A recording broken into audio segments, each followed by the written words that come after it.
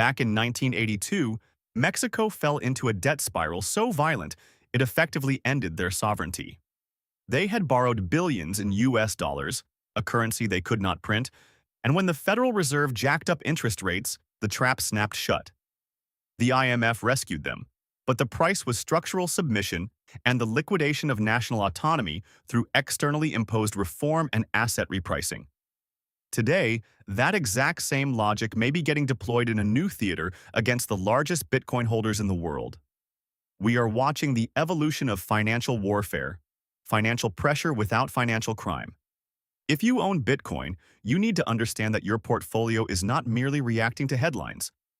It may be reacting to legal balance sheet structures designed to manufacture crisis conditions. This is a forensic audit of how institutions use short pressure, liability stacks, and forced selling traps to acquire scarce assets from weak hands. At prices those weak hands will later call unbelievable. Now let me say this as plainly as possible. This is not a conspiracy rant. This is not me telling you that some invisible cartel gathers in a dark room, lights cigars, and chooses your liquidation price. That is childish. Real financial power does not need cinematic villains. It needs structure. It needs asymmetry. It needs legal contracts, timing mismatches, and a market full of people who confuse price with truth.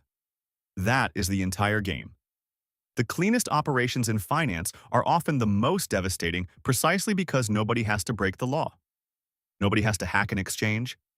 Nobody has to fabricate numbers.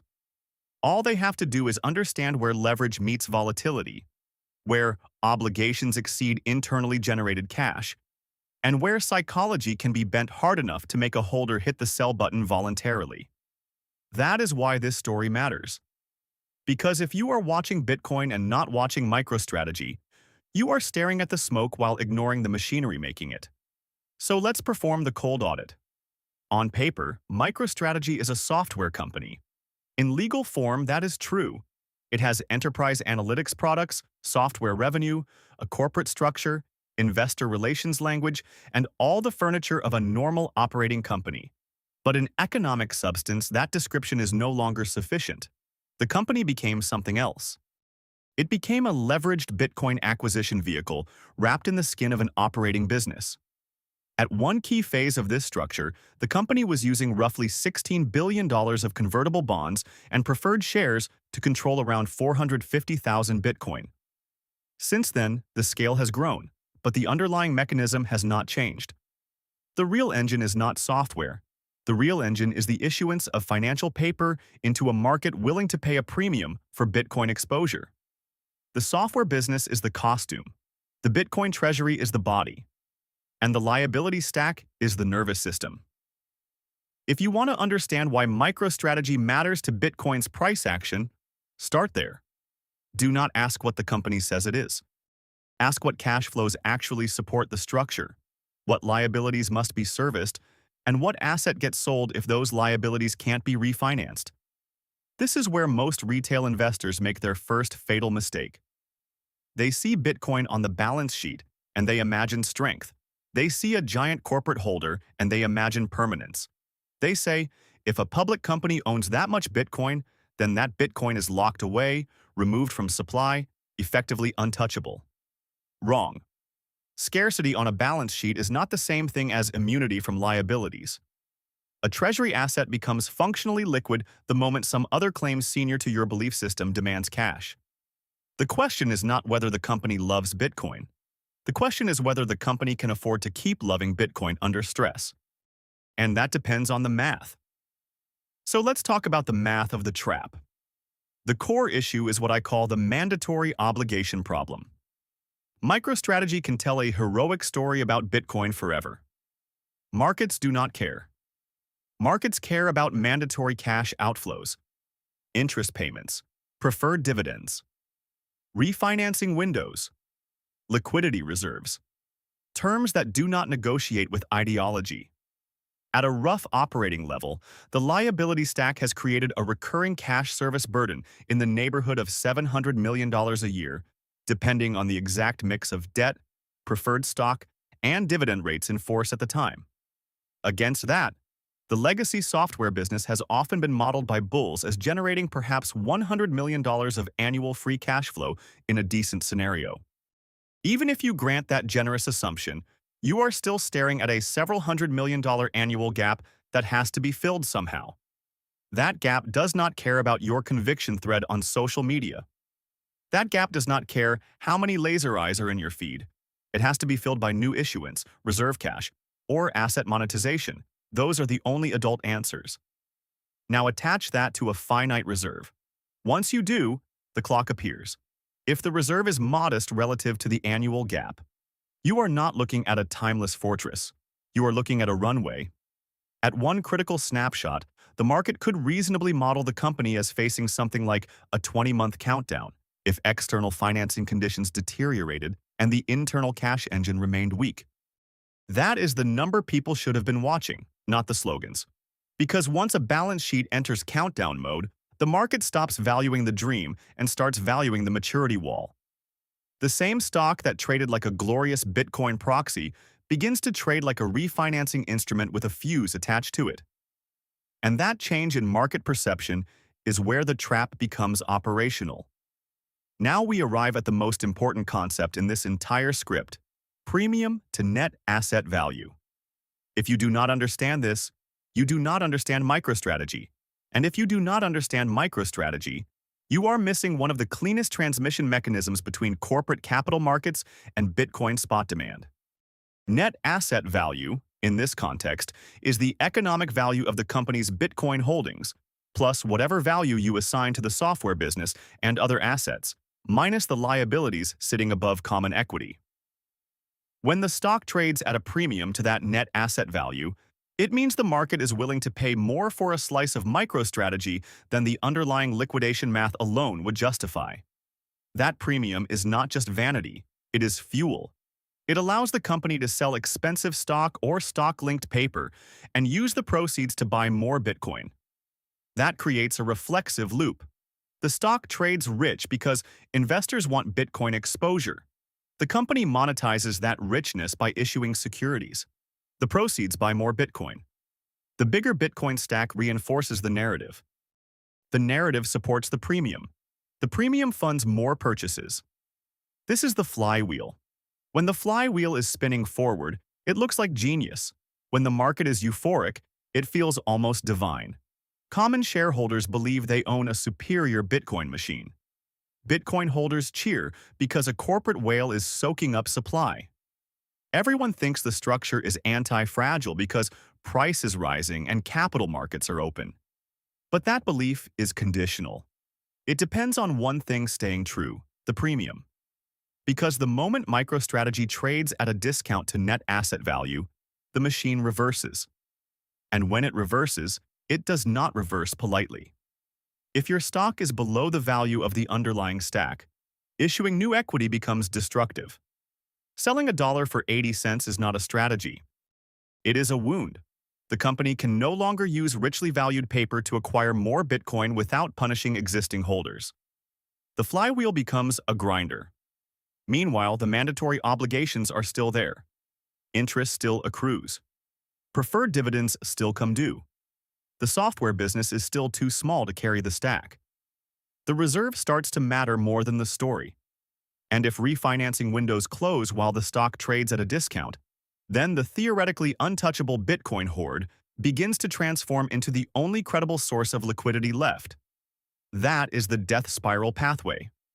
Not because Bitcoin failed. Because the wrapper around the Bitcoin imposed liabilities the asset itself did not choose. And this is where the institutional playbook enters. Again, I am not alleging that some bank must commit a crime to make this happen. Quite the opposite. The most elegant pressure campaigns are legal. A bank, a fund, a sophisticated short seller, or a syndicate of players with aligned incentives does not need to fabricate a balance sheet weakness if the weakness is already there. All they have to do is highlight it aggressively, size positions around it, and apply pressure where the structure is most sensitive. One tool is the research note. Research is opinion. Opinion is protected speech so long as it does not cross into fraud. A bearish report does not have to be false to be devastating. It only has to move the conversation from narrative to mechanics. The second tool is short exposure. If enough capital leans on the stock, particularly when liquidity thins and the premium is already fragile, the market can push the equity closer to the zone where issuance stops working. Once that premium cracks, the company's strategic flexibility narrows. Once strategic flexibility narrows, counterparties know time is no longer neutral. Then comes the part retail almost never sees in real time: the block trade. Distressed or pressured paper rarely changes hands in tiny dramatic increments. It gets cleared in size, usually at a discount large enough to compensate the buyer for balance sheet risk, liquidity risk, and stigma risk. 15%, 20%, sometimes more. The public sees the print and thinks, wow, the market is telling us something new. No. The market is often confirming what the structure had already implied.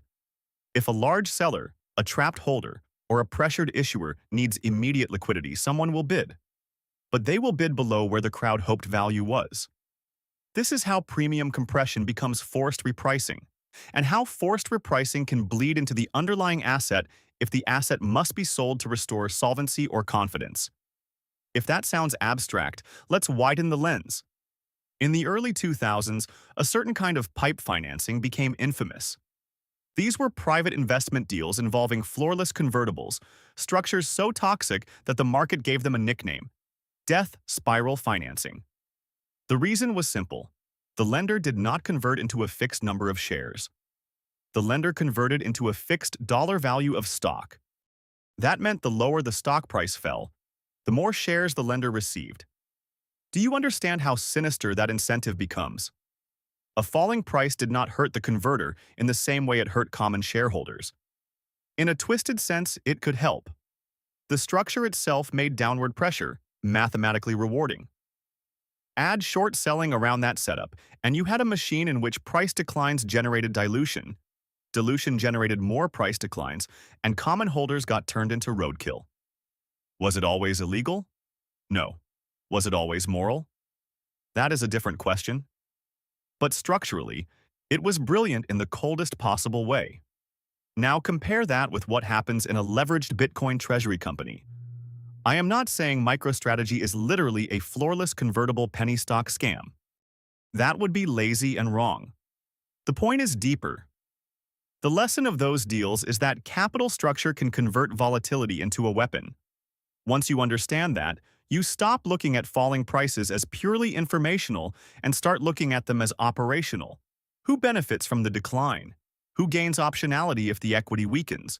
Who gets stronger bargaining power if the premium collapses? Who can buy paper or assets cheaper if the company needs relief? That is forensic thinking. That is how adults read a market. Now let's go to another precedent: the brown bottom.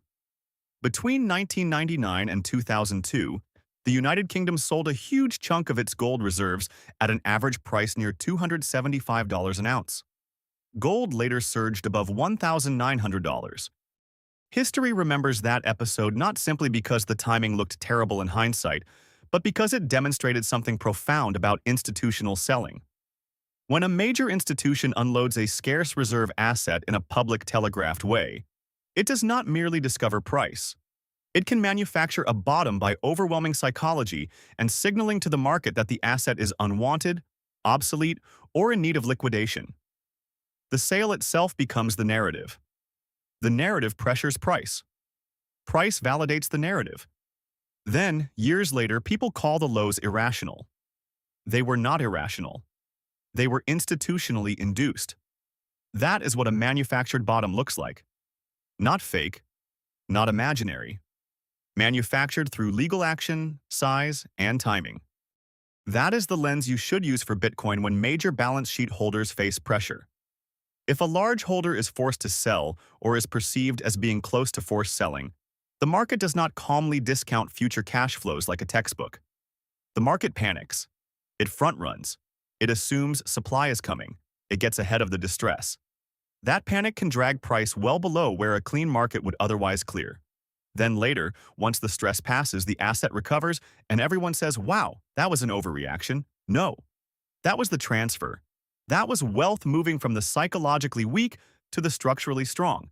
And here is the deepest divide in this entire space: the professional versus retail gap. Retail reacts to price. Professionals react to mechanics. Retail sees a red candle and asks, "What bad news just hit?" Professionals ask, "Who has a mandatory obligation? How much liquidity do they have left? What financing windows are closing? Where is the weak link in the capital stack? And how can pressure be applied without breaking any rules?"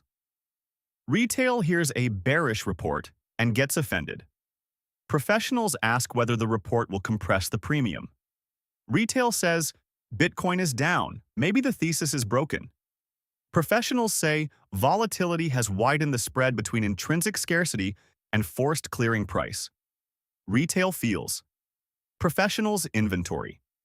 That is why wealth transfers keep happening in plain sight. Not because retail is stupid, but because retail is trained to interpret markets morally. If price falls, they assume something is wrong. If price rises, they assume something is right. That is how children think about markets. Professionals think mechanically. They know price can be a symptom of leverage, optionality, collateral requirements, derivative hedging, reserve depletion, cross-asset liquidation, or opportunistic short pressure. They know a good asset can trade badly if a bad holder owns too much of it under the wrong financing terms. They know an institution does not have to hate your asset to dump it. Sometimes it just has to serve a liability stack. So let's pull this all together. Why is MicroStrategy the key to Bitcoin's price action? Because it sits at the exact intersection of three forces that dominate modern markets: synthetic demand, balance sheet leverage, and psychological fragility. When the stock trades at a premium, MicroStrategy can function like a Bitcoin demand amplifier. It turns capital market enthusiasm into spot accumulation. It sucks supply off the market and wraps it inside corporate paper. That can push Bitcoin higher, reinforce bullish reflexivity, and create the impression that institutional adoption is a one-way ratchet. But when the premium compresses, the same structure can become a stress concentrator. Suddenly, the market stops seeing a Bitcoin supercharger and starts seeing a company with obligations, reserves, and refinancing risk. If the stock weakens enough, the company's ability to use new issuance as low-cost fuel diminishes. If the company's reserve burns down faster than internal cash generation can replenish it, counterparties start calculating when Bitcoin itself becomes the liquidity backstop. The market then prices not just current demand, but the possibility of future forced supply. That expectation alone can hit Bitcoin before a single coin is sold. That is why MicroStrategy matters. Not because it controls Bitcoin, it does not, but because it can transmit capital structure stress into Bitcoin's price through expectation, sentiment, and, if conditions worsen enough, actual supply. And this is the part that should disturb you a little. A price decline in Bitcoin does not automatically mean Bitcoin is flawed. Sometimes it means the holder is flawed. Sometimes it means the wrapper is flawed. Sometimes it means the financing architecture around the asset has entered a pressure phase. If you cannot distinguish between the asset and the liabilities surrounding the asset, you become easy to scare. You become what I call a financial sleepwalker.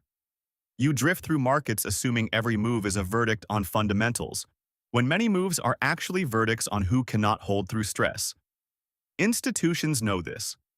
They know volatility is not just danger. It is extraction. It is a feature. A scarce asset that sits inside leveraged hands will periodically get repriced by the weakness of those hands, not by the scarcity of the asset itself. That repricing event is where the shakeout happens. Narratives flip. Confidence fractures.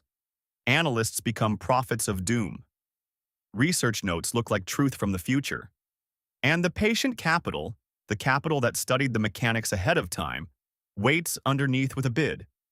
So the next time Bitcoin drops hard and the timeline starts screaming that the thesis is dead, pause the theater and audit the structure.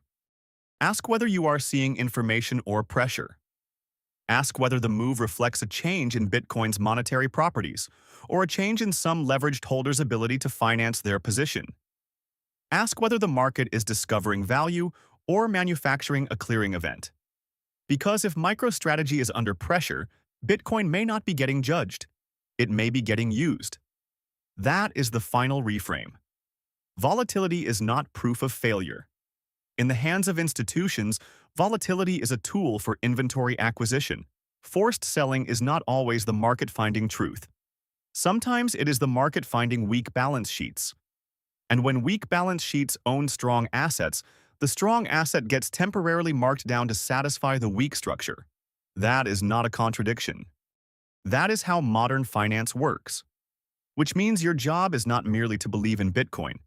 Your job is to understand the holders, the wrappers, the liabilities, the maturity walls, the premiums, the discounts, the reserves, and the reflexive loops that can turn conviction into capitulation if you are not paying attention.